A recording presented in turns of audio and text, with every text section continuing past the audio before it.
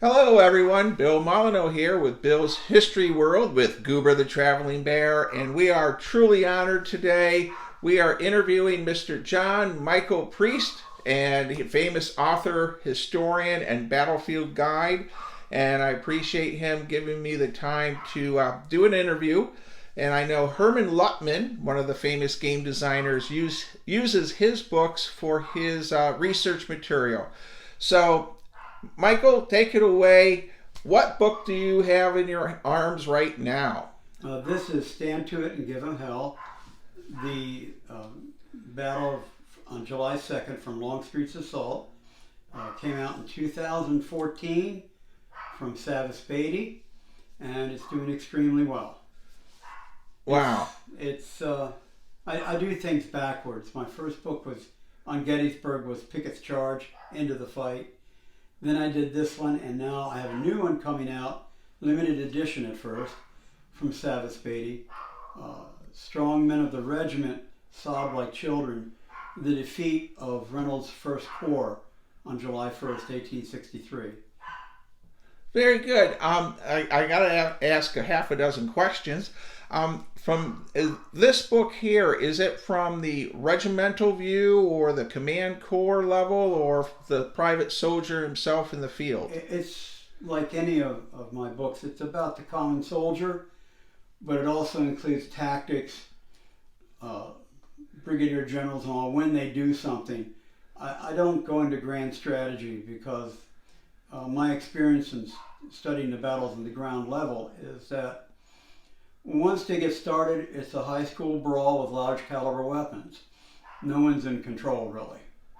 Well, I know the one Antietam book, what I thought was interesting was everyone just sort of loses track of where everyone is because of the chaos of the smoke. And how did you get to write like that, to get that kind of detail? It's a long story. My dad was a wire runner in the Marines in World War II on Guadalcanal. And I grew up around World War II veterans. So I didn't hear the history that was in the history books. I heard the history from them. And it struck me that so few books are written really about the common soldier. My favorite books are Bill Malden, Up Front, and Ernie Pyle, Brave Men, and Eric Remarque's All Quiet on the Western Front. They sort of got me interested in seeing what the individual experienced, because that's what the individual carries back, the memories or lack of them of what they went through, and that's what it's all about. Wow. So we have this Gettysburg book, and it has what, the 20th Maine and the full second day, correct?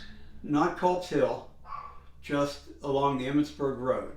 Okay. And it's battalion, regiment, battery detail, generals when they do something, and if the men hear them. That's always a secondary thought. Well, I have to ask, I read the Newt Gingrich book on Gettysburg 10 years ago where they hypothetically did that flank march around Big Round Top. And since this is a second day book, what would have happened? Do you think that would have been successful? No. They didn't know quite where they were going. The way it lined up is that once the fighting starts on the southern end of the field, it pulled in Longstreet's right wing and just completely tore it up. If Sickles hadn't been where he was, the Confederates would have gone over Little Round Top. But he was there. And they put up, their skirmish lines were thorough. They did the best they could with what they had. Okay. So, as in the movie, go around to the right, that probably wouldn't have worked then. I don't think so, but then I don't know. I'm not a general. All right. That's above my pay grade. Well, I have Antietam, The Soldier's Battle, another book by you. Can you tell me a little bit about it? Well, I started collecting material on Antietam back in 1979. Started taking over the house. And my wife said, do something with it or throw it out. So sat down and started writing. And it just sort of grew. I mean, I used hundreds and hundreds of sources. Really? What I liked about your book is you had those human interest stories. The bees is a really interesting story. And for the people that are watching this, I have a lot of viewers in England and Scotland. And can you just mention the bee story? Well, when French was making his assault against the sunken road, the first line that went through apparently went around the roulette fence yard with some crates in it. But the second line coming through, brand new, they were mostly all brand new, 130th Pennsylvania. They pulled down the picket fence around the white crates on top of Private Theodore Boyle's, and the colonel rode over him, and he was wounded by a picket, a literal picket. There's all kinds of accounts. One said a solid shot coming over the hill hit him. Another one said that they knocked him down. But the one fellow that remembered it most is that for about 10 minutes or so, the bees were worse than the bullets. I mean, it really routed them. They were knocked down all the crates, all the beehives. So they might have knocked it down and the artillery round might have hit it, but they said it was awful. Really? So there was bees everywhere? Everywhere. Wow. Honeybees. Well, yeah, that stands out quite a bit. One of the things I want to ask you about with the Antietam book and the battlefield itself, how has Antietam been able to stay, it looks like it did during the battle, whereas you go to Gettysburg, Chancellorsville, you have the McDonald's and everything. How has that been possible? Antietam started out, I think, with 90 acres. I'm probably wrong on that. Back turn of the 20th, into the 20th century, and 21st century, 20th century. And by 1989, it probably had some 600 acres. When I wrote this book, everything north of the visitor center was private land. The West Woods was private land. The lower end of the field west of Burnside Bridge was private land.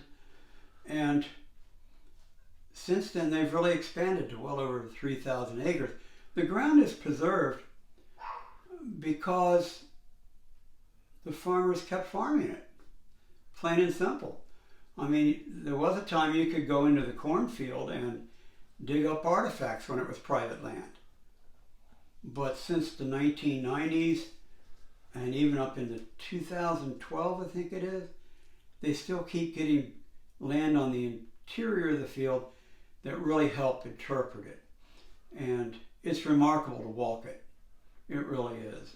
Well, when I noticed when I'm there, and Goober the Traveling Bear was there a couple times this past year making videos, we look in every direction. We don't see a Holiday Inn sign or Kentucky Fried Chicken or General Pickett's Buffet like you do in Gettysburg. So, well, Antietam's never been commercialized.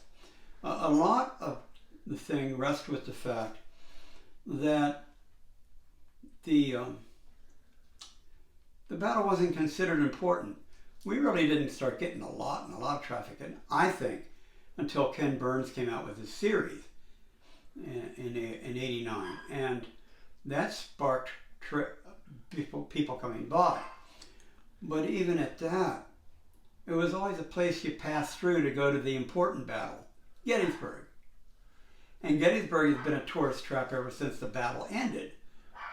I mean, there's stories about that, and I'm not an expert on that because I know that if I say something that's wrong, you're going to hear about it.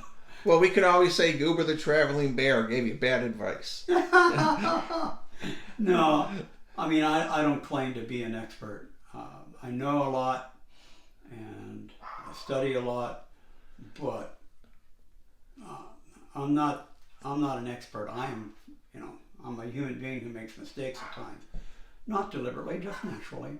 Well, when you give tours at Antietam, did you have you ever had anyone famous, like a dignitary or a congressman or anything like that? I took out a senator, I think, from out west, but that was a long time ago, and I can't remember. I took out a fellow about 8 years ago who was a rather wealthy fellow. We went around with his chauffeur, and it's like, whoa, this is out of my league. But, you know, it doesn't bother me if they're famous or not. I wouldn't know.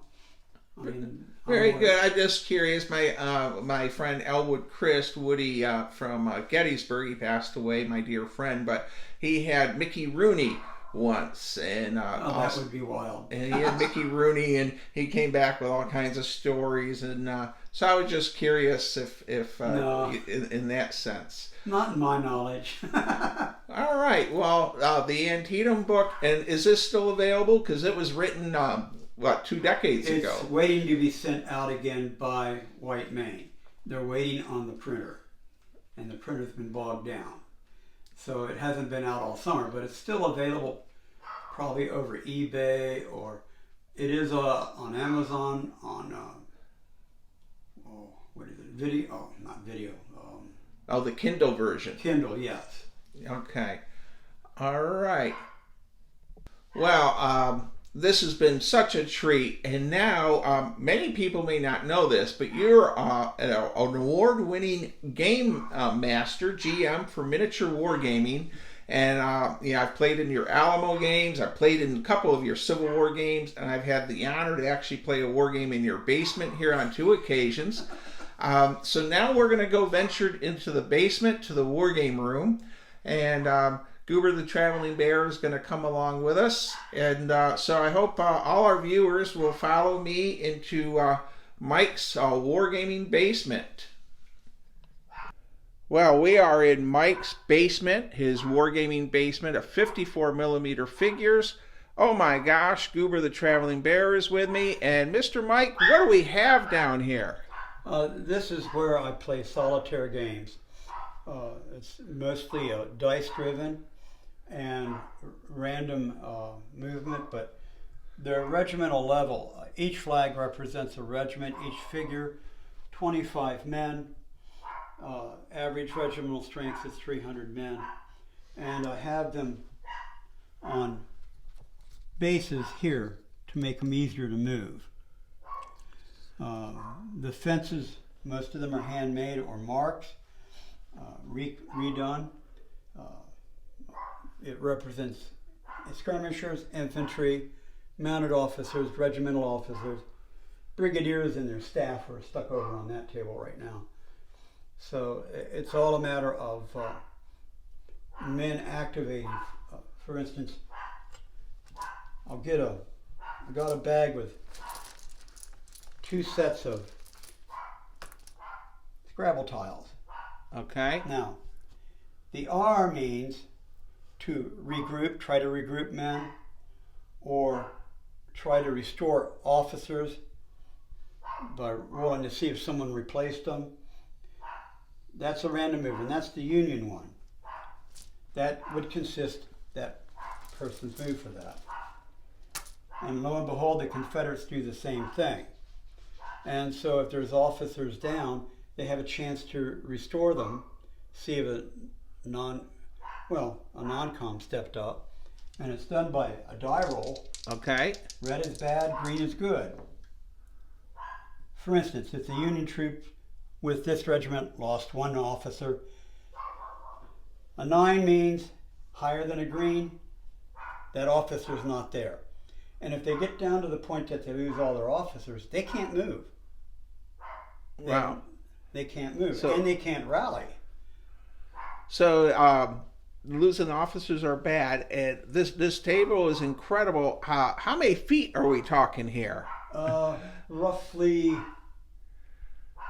18 20 feet? by 5. Wow. It's amazing.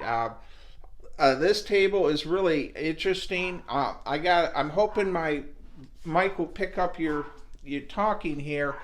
These artillery pieces are really unique. Where did you find these? Classic toy soldiers, believe it or not. My daughter bought me a set of butternut Confederates with an artillery piece and limber, and that's from them. Okay, classic toy soldiers. They're like they're bigger than a 12-pounder. They look like they're.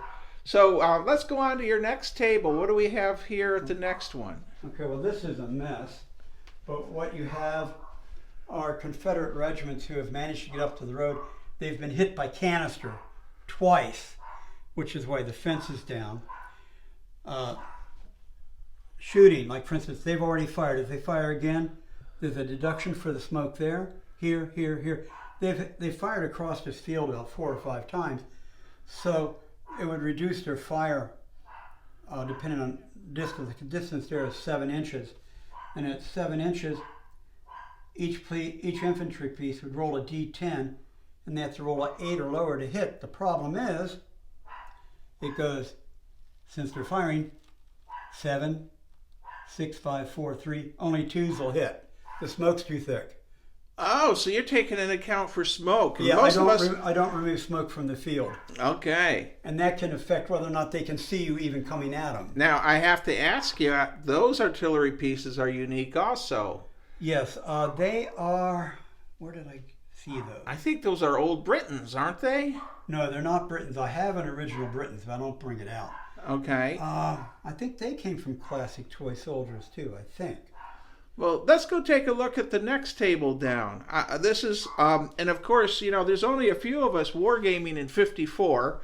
Well, H.G. Wells would be proud. Yes, but everyone's doing the 6mm and 15mm anymore so much. Well, when you're at our age, you can't see the flags and you move the wrong people.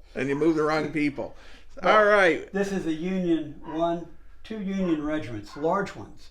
1, 2, 3, 400 men, 1, 2, 300 men, and a section of artillery.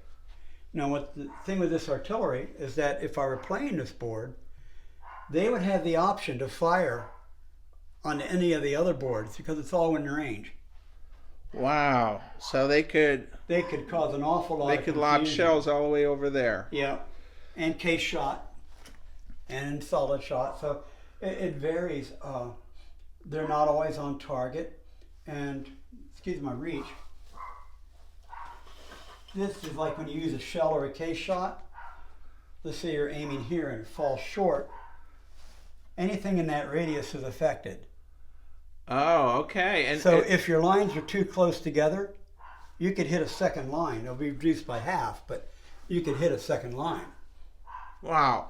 I'm going to stop the camera. I want to get a sip of your officers over there on that table. Okay.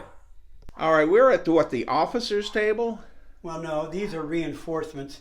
Skirmishers, Burdans, regular infantry, Iron Brigade, but 5 regiments to a brigade, and each of these are a brigade with staff. The brigadier on this brigade is this odd fella here with a color bearer, and there's 1 officer, 1 courier for each regiment. So he's got 5. Wow. So that if something goes bad, they can actually go out when an officer movement is called for and try to rally a regiment.